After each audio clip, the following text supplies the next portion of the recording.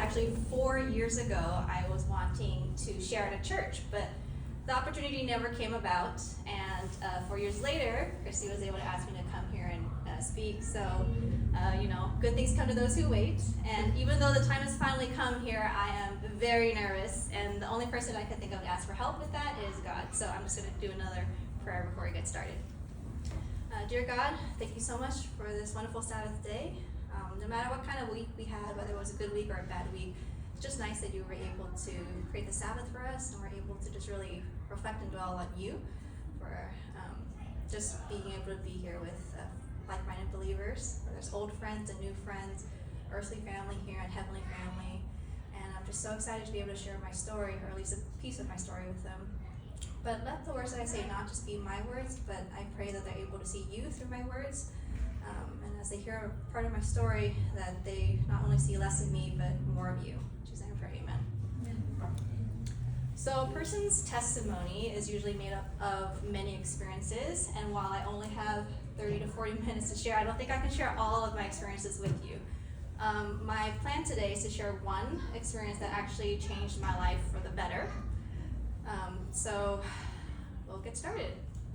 Throughout my presentation, my testimony, I will be sprinkling some of my favorite Bible verses. This is a classic, and probably one that a lot of you guys might know. It's Jeremiah 29:11. For I know the plans I have for you, declares the Lord, plans to prosper you and not harm you, plans to give you hope in the future.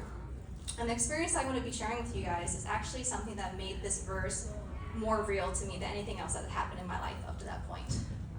I truly believe when God saved me from this experience that he really did have plans to give me hope in the future. I hope you guys are able to see that too, and he can do the same for you guys. So before you can understand what I went through, you should probably understand the state that I was in. So in the beginning, I was born and raised Adventist, but as Christy had mentioned, in college I kind of went away from the Adventist bubble. I was like, forget this, I'm going to do my own thing. I was still a Christian, I still believed in God, but I was a non-denominational Christian at the time. I actually went to church on Sunday, sometimes Saturday night, just to make it somewhat okay in my mind. And I was kind of church hopping, still trying to find my way to a good church.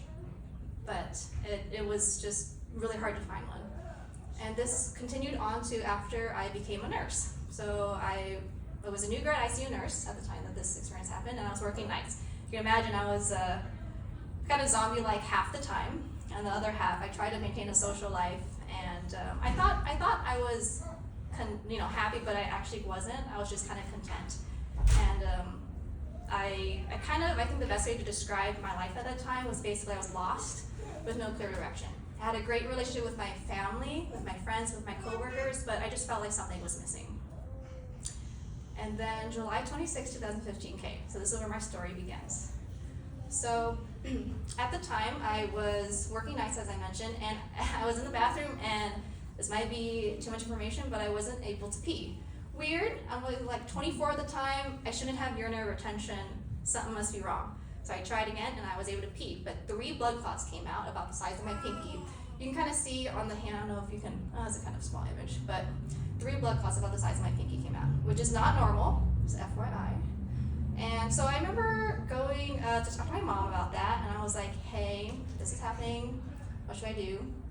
And we decided to schedule an appointment with my doctor in between my night shifts. So I was able to see my doctor, we did lab work. She tried to see if anything was wrong, maybe it was my kidney, maybe my bladder, I don't know. Everything looked fine, lab work came back fine, all looked normal.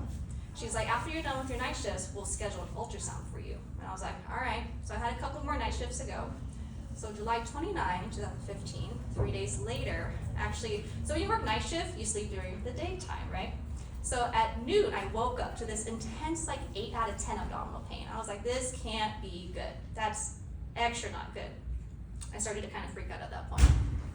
I still had blood in my urine. It was pretty red blood, and I wasn't able to pee again.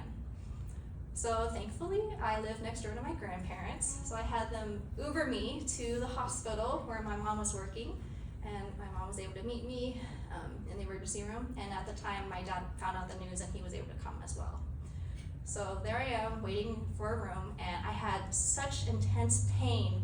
They would give me pain medicine, which one of the side effects is nausea, vomiting, which I also had. So pain medicine, nausea meds, pain medicine. It was just constant cycle without really a lot of relief for the pain that I was having. So the first thing that they did was actually put something called a Foley catheter in me. And for those of you guys who don't know, it's just a catheter they put, basically sits in the bladder and helps to passively drain the bladder. And so they put that in, and it's very painful. I hope none of you guys ever have to have a Foley catheter placed. But when they put that in, 800 mils or cc's of dark blood came out. Okay, that's a lot, almost a little bit less than a liter, right? And so I'm going to be all medical on you guys, but normally the sizes are 16 to 18 French, and the size they put in me was 22 French. So to give you guys a better understanding of how big that is, you divide the number by 3, and that's the millimeters in diameter. So normal is 16 French, which is about 5 millimeters, and the one they put in me was 22 French, so 7 millimeters. It doesn't sound like a lot, but you imagine that being put in, okay? And it was very painful, to say the least. So they did the Foley catheter because they wanted to do something called continuous bladder irrigation. Eventually, basically they have this bag of fluid kind of passively drained by gravity into my bladder, and then the Foley catheter would then passively drain anything in my bladder out to a separate container, right? So essentially that would help to clear out any blood or blood clots that was staying in there. So at this point, they're like, okay, we figured that out. What's next? They decide to do an ultrasound. So I go get an ultrasound, and I knew something was wrong when the tech was like, I'm gonna go talk to the doctor about this. I'll be right back. And I was like, what is so wrong that you can't talk to me about it right now, you know? And it basically came back saying that there was a large hematoma kind of around my right kidney. Okay. So they're like, we can't really see it very well, so we're actually gonna do a CT scan, which is the next step. And I remember at the time I was still going through pain, nausea, all that stuff. I was feeling pretty crummy at this point. But the doctor comes in herself, starts talking to me. And she's like, so we found a tumor about like this size coming from your right kidney. It's probably benign because you're young and healthy. But then, and then she kept talking, and everything kind of went like slow-mo a little bit because I was just like, what? Like I got a tumor in me? Like I am 24, young, happy, healthy. I shouldn't be having like a huge tumor, right? And then by the time I kind of zoned back into what she was saying, she kept talking more and saying, actually, we have to remove your right kidney. You're gonna have to have an nephrectomy. So I had to have surgery. Again, I was like, whoa. Like, you know, you don't go into the hospital with a bleeding problem thinking you're gonna have just to have surgery in it and remove an organ, no doubt. So I was very, it was a lot to process. I was crying, my parents were crying, we're all crying at this point. And so this is what the CT scan showed. 13 by 11 by 12 centimeter solid mass coming from the right kidney and actually pushing against my liver and even displacing the inferior vena cava. So one of the verses that I like and I wish I knew back then is Joshua 1:9. Be strong and courageous, do not be afraid, do not be discouraged, for the Lord your God will be with you wherever you go. I was very afraid. I was not feeling strong or courageous. I knew God was still with me at the time, but I was just, my mind was being blown. My heart really hurt just thinking like, man, this is gonna be a drastic change, you know? Thankfully I have 2 kidneys, but still, I don't like partying with any one of my organs, so it was a very hard and frightening time for me and my family. So I didn't have this on the slide, but essentially what happened was I stayed overnight. I was hoping to have surgery the next day, but alas, didn't have a spot for me. The next spot they had available was 1 week later. So it's kind of a long time to be dealing with all these symptoms, right? So they sent me home, and I was able to stay home comfortably for like a day and a half, and then all the symptoms came back. Blood in my urine, urinary retention. I had to go back to PD. The good news is they all recognized me from before, so it was a relatively faster process of getting an emergency department room. But the same thing happened, pain, nausea, all that stuff, right? Well, this time they decided to admit me. So I'm waiting for a room to open again, pain, nausea, like I mentioned. I think the most comfortable position I was able to be in was the fetal position, so that's kind of what it looked like most of the time. Then I finally passed out from all the pain medicine that they gave me, moved over to another bed, and then I slept. praise God, there was actually a spot that was able to open up sooner than a week. It was just a day or two. So my surgery was then scheduled for August 4, 2015. So this is the picture of that Foley catheter I mentioned, kind of at the tail end of it, was just some of the leftover blood products, I guess, that was coming out from my bladder from the continuous bladder irrigation. This is probably a picture of me being high from all the meds I was on. But I was on the Tylenol, belladonna opium, Dilaudid, and oxycodone. So I'm a weakling, so the fact that I was on all these meds, I probably looked like that. So it was finally time for surgery. August 4, 2015 came. And they put something called epidural on me to help with pain control afterwards. But they still knocked me out with general anesthesia during the part of the surgery. So the last thing I remember seeing is a bunch of faces looking at me, and I go off to sleep. So then, continues. The surgery lasts about 2.5 hours, pretty uneventful. The epidural stayed in place. So what's interesting about epidural is that I was able to lift my knees and wiggle my toes, but I didn't have pain. So where they did the surgery was like right there. And so I was actually it was numb enough that I was able to not feel the incision that they put in me just the previous day. So that was really nice. I slept until 4 a.m. the next day, Wednesday. Like I said, I was a weakling, so anesthesia and me, I was knocked out for a while. But I woke up to this beep beep sound. Okay, there's a lot of sounds in the hospital, but I'm still like listening to the beep beep, and this was not a good beep beep. It showed that the epidural bag was empty. And if the epidural bag's empty and I don't have continuous medication going through the epidural, I will have pain. Because the numbing only lasts as long as there's continuous medication going in through that. So I'm like, oh, that's not good. So let the nurse know. But anesthesia was busy at the time, wasn't able to come give me like an extra dose through my epidural. And it took 15 minutes for pharmacy to mix that fentanyl ropivacaine mixture, which is what I needed for my epidural medication. So I'm kind of having a panic attack at this point. I'm like, oh my goodness, I'm starting to feel. And I'm like, I want to feel what it's like to be cut open. And I was like hyperventilating, panicking. My parents were there with me, and they were able to ask the nurse to just knock me out with something. So they gave me Dilaudid. But I remember right before I went to sleep, I was just like, and then I went to sleep, but in a lot of pain. So the story doesn't end there. It actually continued on to have a relatively complicated course of events that happened from that moment. I don't know if my thing will show, but so one incident that happened. So in the meantime, I'm like trying to recover, right? And I'm talking with friends that are visiting me in the hospital. I'm drinking some delicious strawberry tea that my friend got me, and my teeth starts to chatter like you're cold. Then my head starts to shake, and then my whole body starts to shake. And I'm like, what's happening? Like, I'm still with it. I know something's wrong. I cannot control it. It was out of my control. So I basically they determined these to be dissociative non-epileptic attacks. They're seizure-like activity, but not really seizures. I had 5 of them throughout the next 3 days, ranging from 2 minutes to 15 minutes. And this is just a recording my parents were able to get of me kind of going through one of them. I think it was in the middle of it, but essentially I'm still with it. You can kind of see a little bit of the shaking. I still have a lot of pain at this point too, so it's a lot going on. So, I don't know if you guys can see it very well, but yep. So they determined that the seizure-like activity was most likely caused from the epidural. So they obviously got rid of that, and they gave me instead a Dilaudid PCA pump, which is essentially patient-controlled, a pump that can give you pain medicine that's supposed to help.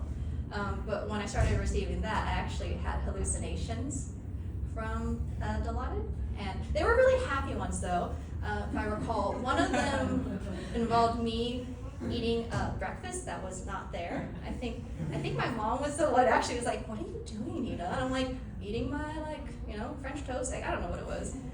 And I was like, okay, there's like nothing there. And then the second time, I literally had a full-on conversation with who I thought was a respiratory therapist, but I think it was the wall. And my mom was also there for that. She probably thought I was super crazy. So obviously they got rid of the Dilaudid PCA pump. Can't have me having hallucinations.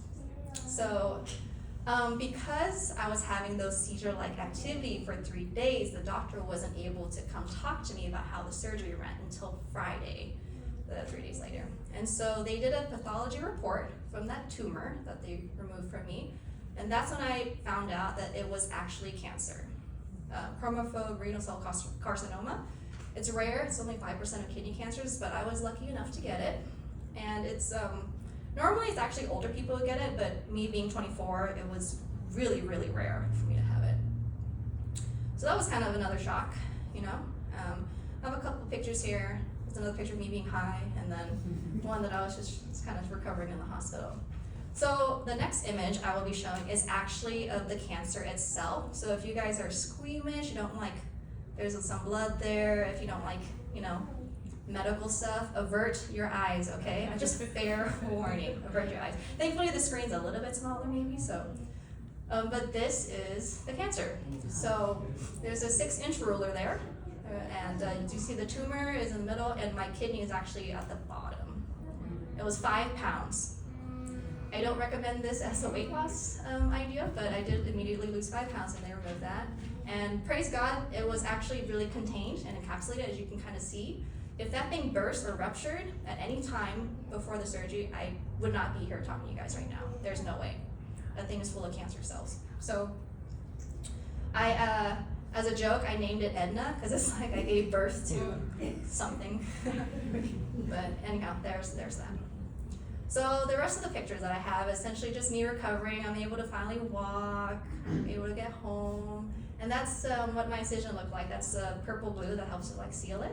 But essentially, this is just me in the recovery stage. It took about, I think I took 2 months off work. I was just kind of at home. The recovery itself was relatively hard. I'm not gonna talk in detail about it, but you can imagine when they cut through your 6-pack, it's very hard to be able to laugh, talk, breathe, sneeze. Everything I did it hurts, right? So I think it took, I didn't let people visit me until like a week or two, until I was able to actually have a conversation with people. I wasn't able to breathe and talk very well for the first couple of weeks recovering. And I am a documenter, and so actually during my 2 months of recovery, I wrote a blog about my journey called Kidney Cancer Kicker. So that's, if you wanted more information, there's that. I am very grateful for the family that I have. My parents were with me during the whole time, during the hospitalization and during the recovery, and I'm very grateful for them. And I was also blessed with a lot of friends who were able to come visit me, pray for me, and just be some support. So I kind of wanted to end on a story that I want to share with you guys. So it's been 7 years now, and they say once you reach your 5-year mark, you're officially cancer-free. So I am officially cancer-free, which is, yep, amen. Thank you. But I want to address something that people don't always think about. Usually the physical healing can be seen, right? I had the surgery, I healed from it, I'm officially cancer-free. But people don't always talk about the mental, emotional, and spiritual aspects that the cancer can give you. So for me, actually, one thing I struggled with the last 7 years is PTSD. My mind is just more prone to that. So my 2 greatest fears is my cancer coming back. As irrational as that might seem, cancer don't care. So it really could come back. And the first fear I have is that the cancer comes back and affects my brain, where I lose my memory, my personality, I become a totally different person than who you guys know now. And then the second fear that I have is actually that it comes back and affects my reproductive organs, where I would not be able to have kids.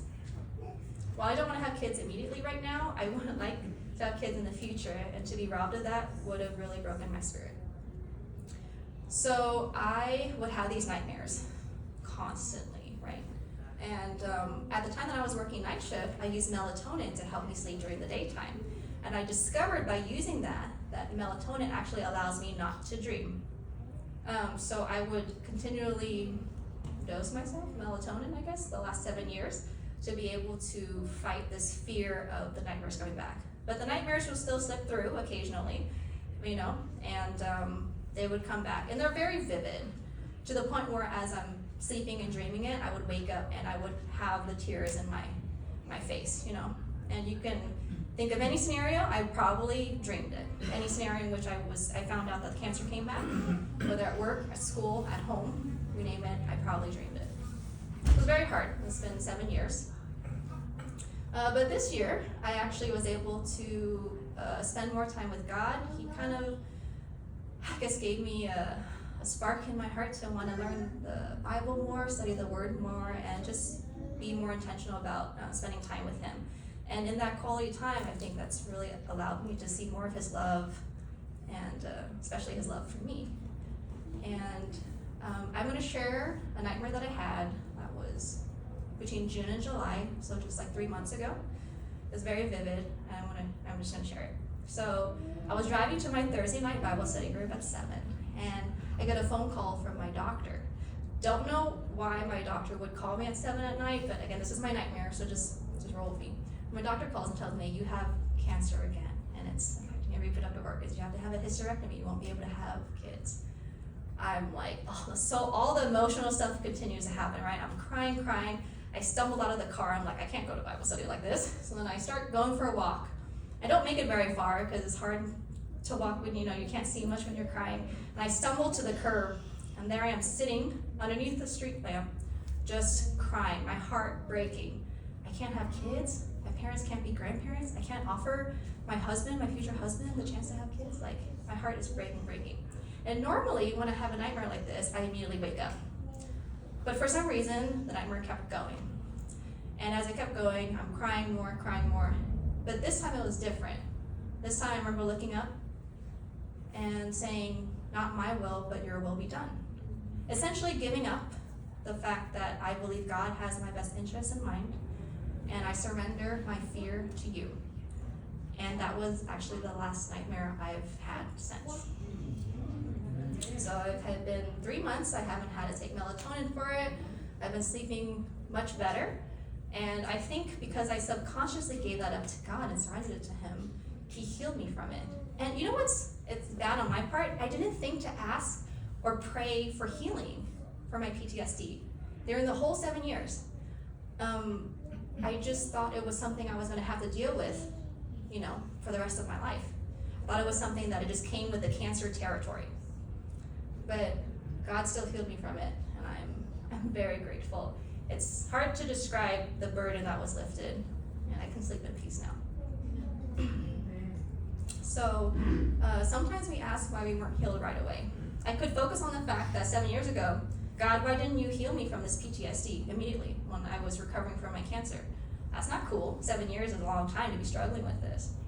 But in my study of the book of James, which is my favorite book of the Bible, James 5:15, the verse says, and the prayer of faith will save the sick. And I don't have enough time to really go through the whole context, but essentially it says, will save the sick, not physically save the sick, not save the sick from physical ailments or anything like that. Just say save the sick. And if you read the context, it's actually talking about eternal salvation. And it might be hard for us to understand this, but God actually wants us to be eternally saved rather than temporarily physically healed, right? And in the process of me not being healed in those 7 years, every time I had that nightmare, I would think back to my cancer, which then reminded me of what God saved me from. So while I think the PTSD was a horrible thing to go through with those nightmares, it actually brought me closer to God because of the constant reminder of how much I had to depend on Him during those 7 years. So I really like this verse, 2 Timothy 1:7. For God has not given us a spirit of fear, but of power and of love and of a sound mind. And I know I'm not the only one who has a fear of something. I think we all are afraid of something. But I ask that you guys remember not to dwell on that spirit of fear, but we think back on our Creator who knows what we need and can heal us from things that we're going through, You might be going through something and you want to be healed today, and you might not get healed until, tomorrow, next week, even 7 years later, like for me. But I believe that God's timing is perfect, and we might not see the big picture, but just have faith that, God gave us the spirit of power and of love and of a sound mind. And I think that's an important thing that I wanted to be able to share with you guys. So the last verse I will end this testimony on is, again, from the book of James. My brethren, brothers and sisters, count it all joy when you fall into various trials. So I don't immediately get happy when I'm like, yeah, I got in that car accident. Or yeah, I got that thing happen to me in the hospital. Like, it's not immediate, right? We have human emotions, and sometimes human emotions can be negative. And that's okay. But it's important to not just dwell in that, you know? And for me, looking back, while the cancer was a really hard time in my life and in my family's life and the friends who knew me back then, I look back and that actually was the turning point in my life where my life got way better. I think of my life before and after cancer. Because of the cancer and God saved me from it, I was like, I have nothing else to lose. I kind of had a YOLO lifestyle. I was like doing a lot of stuff like, hey, I got like a second chance of life. And one of the things that I actually was afraid of was, so I was a nurse at the time, but I didn't think I was smart enough to be a CRNA or a nurse anesthetist. But when God saved me from the cancer, I was like, I got nothing to lose. I'm just going to apply. The worst thing they could do is reject me. But surprisingly, they accepted me. And that's how I was able to move down here to Loma Linda area, where I studied and became a CRNA. And now I'm able to help people who might be going through the same surgeries as me when I, back then, and be able to help them in a way that I can relate to them better. And that came from the cancer, If the cancer didn't happen, I wouldn't be right here being able to share with you guys. And I can now count it joy because my life now versus my life back then, I am way happier now. This is Nina 2.0 that you guys are getting to hear from, And I feel like I have a purpose in my life because God saved me. And I, like back to Jeremiah 29:11, I believe He has the plans for prosper me and not harm me. Plans to give me hope in a future. I believe that He can do the same thing for you guys, I'm just a simple girl up here saying some simple words, but if God can do this in my life and be able to save me from something like that, I think He can save you guys from whatever it is that you guys are going through as well. So I'm just going to close with prayer. Why not? Dear God, thank you so much again for the chance to be able to share with everyone. I'm so grateful that the verse didn't say that you gave us a spirit of fear and left it at that, but rather you gave us, as the verse says, a spirit of power, the power of your strength and your glory, the power of love that you gave us, the point where you even sacrificed your only son for us, and of a sound mind. I know some of us may be dealing with mental health or mental fears, kind of similar to what I was, and I just pray for healing on them in your own timing. And thank you that in the midst of the trial that happened, that I'm able to look back and see joy. And while a lot of my friends here, old and new friends here, may be going through their own trials and might not be able to see the joy right now, I pray that they're able to open their minds, open their hearts to what you're able to do in their lives, and that one day they'll be able to look back and see the joy. Thank you for everything, God. In Jesus' name I pray. Amen.